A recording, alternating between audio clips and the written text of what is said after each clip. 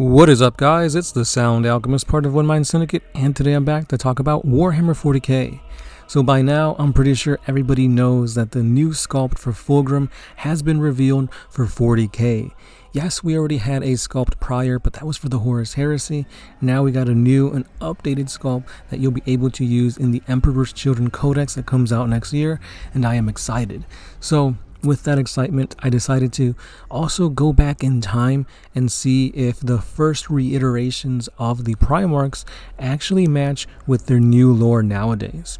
So I'm going to be reading some excerpts from the Epic Renegades that really kind of describe the Primarchs as to who they used to be and how they became who they are. And then we'll compare that to who they are now. But the Primarchs that I will be focusing on in this video are that of the Chaos Demon Primarchs. So that's Fulgrim, Angron, Mortarion, and Magnus. With that being said, let's dive into the original lore of Fulgrim. The Emperor's Children Space Marine Legion was dispatched to pacify the rebel War Master Horus at the start of the heresy, before the Emperor knew the full scale of the ambition of Horus. At first, Fulgrim, Primarch of the Emperor's Children, tried to negotiate with the War Master and dissuade him from his rebellion. While they parleyed, Fulgrim was corrupted by the War Master. A tendril of power from the Chaos God Slaanesh insinuated itself into Fulgrim's mind and began to slowly bend him to the will of the Lord of Pleasure. Fulgrim resisted staunchly at first, but little by little, his fortitude was eroded away as his enhanced senses were stimulated beyond endurance, and whispered promises awoke unspoken desires. Eventually, Fulgrim's mighty will was broken, and he joined Horus, surrendering to the hedonistic pleasures of Slaanesh. As Fulgrim delved deeper into depravity, the Emperor's Children followed him into this heresy.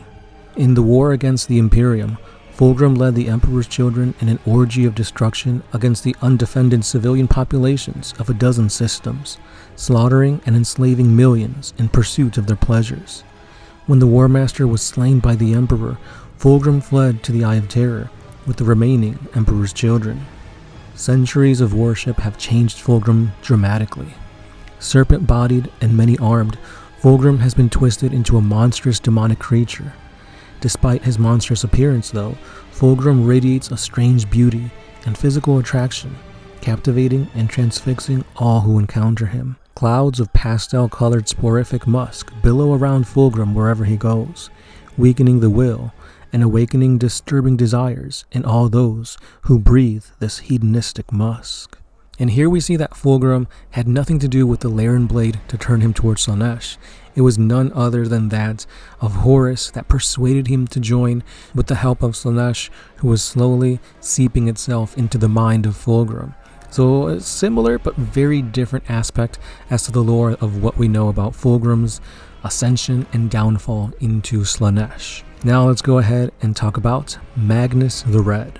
Even before the Horus Heresy, the Thousand Sons became involved with arcane lore and the practice of sorcery. Despite warnings from the Emperor, their Primarch, Magnus, continued to dive deeper into the mysteries of the warp.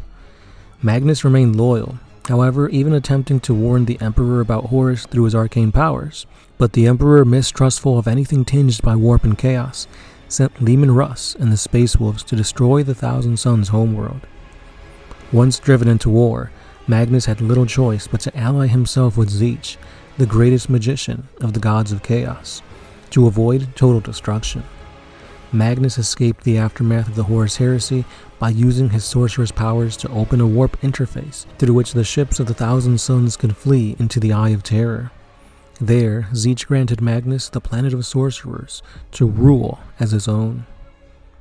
Over the centuries, the Cyclopean Magnus has become a sorcerer of the most consummate power, his single eye blazing with mystic energy and his limbs constantly burning with blue-white witch fire.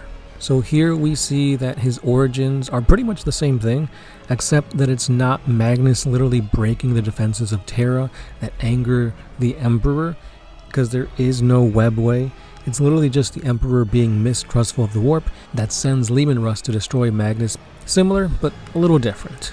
Now, let's dive into the lore of Mortarion. During the Horus Heresy, the Death Guard Space Marines joined the rebel War Master Horus and took part in many battles against the forces loyal to that of the Emperor. Mortarion, the Primarch of the Death Guard, turned to worship of Nurgle, Lord of Decay, after the entire legion became trapped in the warp and was ravaged by plague. Mortarion's fevered ravings were answered by Nurgle, who saved the Death Guard and made Mortarion his champion. Subsequently, Mortarion led his Space Marines on a merry dance of destruction over a score of many planets. Following the death of Horus and the effective end of the heresy, Mortarion fled with the rotting remnants of the Space Marines deep into the Eye of Terror. There he received Nurgle's ultimate reward and ruled the Plague Planet as the Demon Prince Mortarion. Mortarion is a cowled skeletal figure, wrapped in tattered robes which flap in an ethereal, pestilent breeze. He also bears a demon-etched scythe to reap the souls of the living with. So here we have no mention of that of Typhus. It's basically just Mortarion wanting to save his legion, and that's what leads him to ally himself with Nurgle. And lastly, let's dive into the old lore for Angron. Angron was one of the superhuman Space Marine Primarchs created by the Emperor of Mankind in an effort to battle against the tide of chaos. From Angron's genetic material, the Emperor created that of the World Eater Space Marines. Angron fought innumerable campaigns alongside Horus and deeply respected his ability as a great military tactician, and his sense of honor and pride as a warrior were matched with his. Angron was the first Primarch to join Horus in revolt against that of the Emperor, for Angron knew Horus as a brother and supported the War Master in demanding a new order of discipline and martial virtue as the only way to save mankind from destruction. Once the rebellion turned to a full-scale civil war, Angron and the World Eaters were drawn into bloodier and bloodier conflicts. He realized far too late that instead of saving the Imperium, they were destroying it, but his pride preventing him from withdrawing from the war, and his good intentions became his downfall as he was drawn into the embrace of chaos.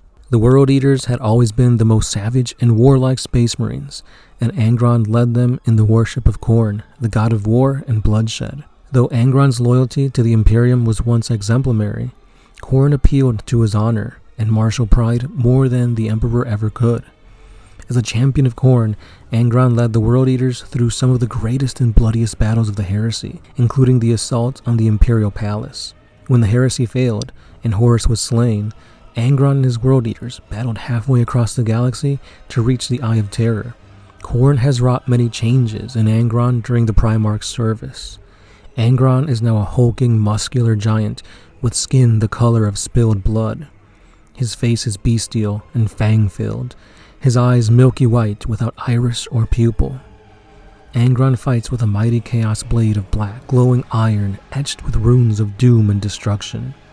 His voice is like that of a roaring mighty storm. So here we have Angron, which I believe has the most interesting original lore out of all the Primarchs, for there is no mention of the Butcher's Nails, so we can't lead that to be the main reason to join Chaos. He actually did it willingly because he saw himself as a warrior, and his honor and his martial prowess was being blessed more by Khorne than that of the Emperor. So with that being said, guys, let me know your thoughts on this original lore from 20, 30 years ago? Do you like this old lore, or do you prefer the new updated lore? In my opinion, I feel like you could expand on the original lore and make it interesting.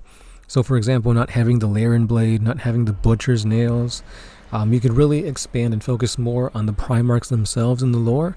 But I think as Warhammer kind of evolved throughout the years, you got a very interesting way of looking at how things kind of progressed.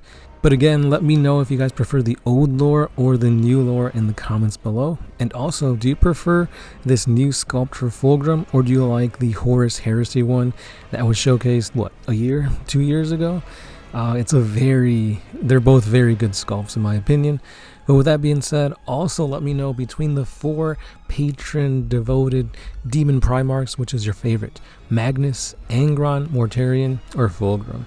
But that's all I got for today, guys. So thank you for listening, thank you for watching, and I'll be seeing you guys in the next one. This has been the Sound Alchemist, part of One Mind Syndicate, and I'll catch you then. Peace.